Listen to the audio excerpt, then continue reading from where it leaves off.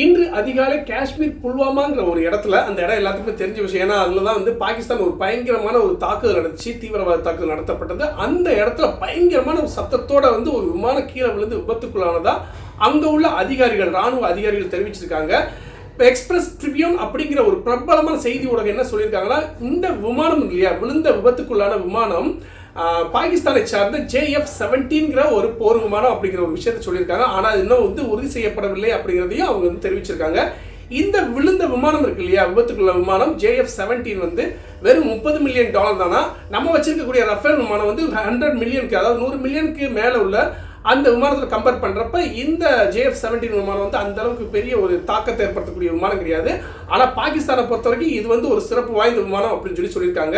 நேற்று நள்ளிரவு தான் ஆபரேஷன் சிந்தூர் அப்படிங்கிற பேரில் நம்மளுடைய இந்திய ராணுவம் வந்து பாகிஸ்தானுக்குள்ள ஒரு 9 தீவிரவாத முகாம்கள் வந்து அழிச்சிருக்காங்க. அந்த ரீதியில் பார்க்குறப்போ விழுந்த இந்த விமானம் வந்து நம்மளுடைய தாக்குதலில் கூட நிலைகுலைந்து விழுந்திருக்கலாம் அப்படிங்கிற ஒரு செய்தியவும் வந்து வெளியிட்டிருக்காங்க. தாக்கப்பட்ட 9 தீவிரவாத அமைப்புகள் லஷ்கர்-இ-தொய்பா மற்றும் ஜெய்ஷ்-இ-முகமது அப்படிங்கிற ஒரு முக்கியமான தீவிர அமைப்புகளையும் நம்மளுடைய இந்திய ராணுவம் தாக்கியிருக்கதா இப்போ செய்திகள் வந்துகிட்டு இருக்கு.